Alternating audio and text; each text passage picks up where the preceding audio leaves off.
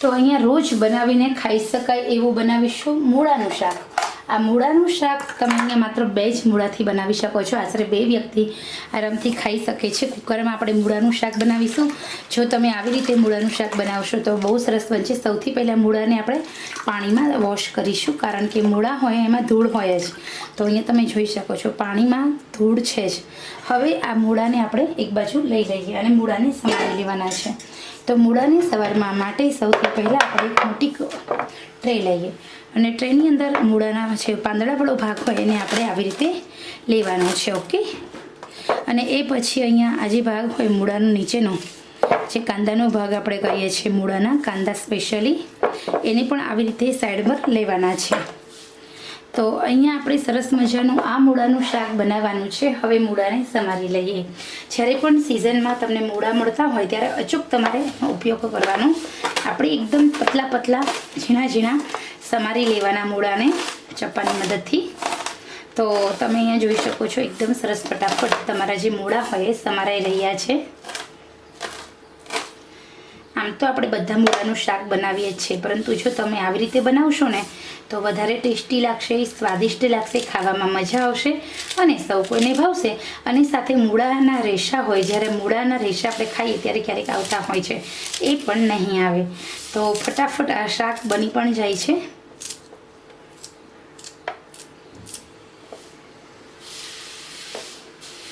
તો અહીંયા આપણે હવે છે છાલું આવી રીતે છાલું તોડવાના ચપ્પાની મદદથી જે મૂળાનો આ કાંદાવાળો ભાગ હોય છે એ પણ આપણે ઉપયોગમાં લેવાનો છે।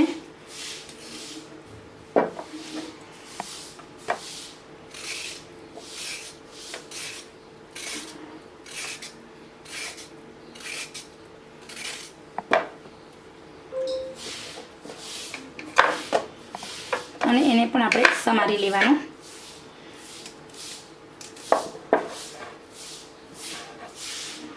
તો એકદમ પતલું પતલું સમારી લેવાનું। તમે આવી રીતે ઊભી પટ્ટીમાં એને 4 ભાગ કરી અને ઝીણા ઝીણા પણ સમારી શકો છો।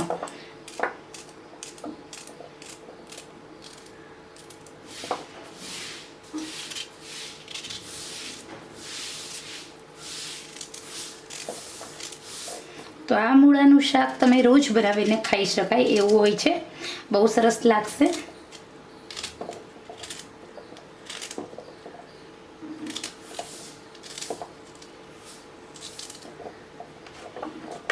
ચલો અહીંયા સરસ મજાના આપણા મૂળાને સૌથી પહેલાં મેં સુધારી લીધા છે। પ્રેશર કુકર લેવાનું છે। પ્રેશર કુકરમાં આપણે આશરે 6 ચમચી તેલ મૂકવાનું ગરમ। 2 મૂળા હોય તો આ તેલમાં શાકમાં તમારે 6 ચમચી તેલ ફરજિયાત મૂકવાનું છે। સ્ટેપ બાય સ્ટેપ તમે જોતા જાઓ એટલે તમને આઈડિયા આવી જશે કે 6 ચમચી તેલ આપણે આ શાકમાં શું કરવા મૂકવાનું છે। અને અત્યારે હાલ શ્રાવણ માસ ચાલે છે તો આપણે લસણ એડ નહીં કરીએ, પરંતુ તમારે લસણ એડ કરવું હોય તો તમે ચોક્કસ એડ કરજો। આ શાકની અંદર વઘારમાં લસણ એડ કરવાથી તમારું શાક બહુ સરસ લાગશે, ટેસ્ટી લાગે છે અને સ્વાદિષ્ટ બને છે। તો આપણે અહીંયા સૌથી પહેલાં તેલને ગરમ કરવા મૂક્યું છે। તેલ ગરમ થશે એટલે આપણે સ્ટેપ બાય સ્ટેપ સબ્જીને બનાવતા જવાનું છે, પરંતુ બહુ સરસ બને છે, સિમ્પલ ને સરળ રીતે જ બને છે। અહીંયા હું તમને આગળ કઈ વસ્તુ ઉમેરવાથી તમારું આ મૂળાનું શાક વધારે ટેસ્ટી બને એ જણાવીશ। એના માટે તમારે સૌથી પહેલાં વિડીયોને બિલકુલ સ્કીપ નથી કરવાનો, નહીંતર તમને આખી રેસીપીની ખબર નહીં પડે। હજી એક વસ્તુ એડ કરીશું આપણે આ શાક બનાવવા માટે। તો તેલ આપણું ગરમ થઈ જાય એટલે આપણે રાઈ જીરાથી વઘાર કરીશું। રાઈ ફૂટે, રાઈનું તડતડ બંધ થાય પછી જ આપણે જીરું ઉમેરવાનું। અહીંયા આપણે કોઈ ગરમ મસાલા નહીં એડ કરીએ, કોઈ બીજી ત્રીજી વસ્તુ નહીં, માત્ર આપણા રસોડામાં હાજર રહેલા મસાલામાંથી આ સબ્જી બનાવીશું। રાઈ આપણે આવી રીતે ફૂટે એ પછી આપણે જીરું ઉમેરવાનું છે। જીરું ફટાફટ સંતળાઈ જતું હોય છે। હવે આપણે એમાં 1/2 ચમચી હિંગ એડ કરવાની, સાથે સાથે 1/2 ચમચી હળદર એડ કરવાની અને મૂળાને એડ કરીશું।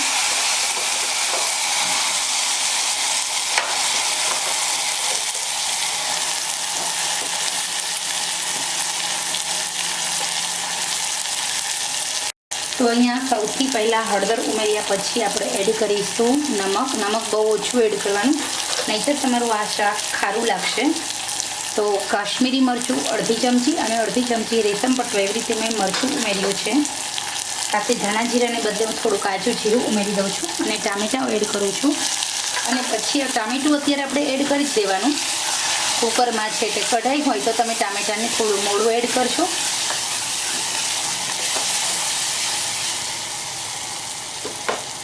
અને હવે આપણે 1 મિનિટ સુધી આમ જ સંતળવા દઈએ. આપણે અહીંયા મૂળા ગાંઠિયાનું શાક બનાવવાનું છે.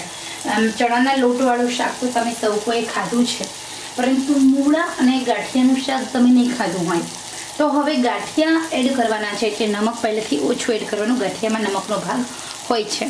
તો અહીંયા આપણે અડધો ગ્લાસ પાણી ઉમેરવાનું છે, અડધો ગ્લાસ ફરજિયાત ઉમેરવાનું. મૂળામાંથી પણ પાણી તો છૂટે જ છે, પરંતુ આપણે મૂળાના કાંદા પણ ઉમેર્યા છે એટલે એને ચડવા માટે ફરજિયાત અડધો ગ્લાસ ઉમેરવાનું પાણી અને 6 સીટી થવા દેવાની. કેટલી? કાચા બીલા મૂળા આપણા બિલકુલ રહેવા જોઈએ નહીં. અને હવે આપણે 6 સીટી થવા દઈશું. તો અહીંયા આપણે સ્ટેપ બાય સ્ટેપ 6 સીટી થવા દઈએ.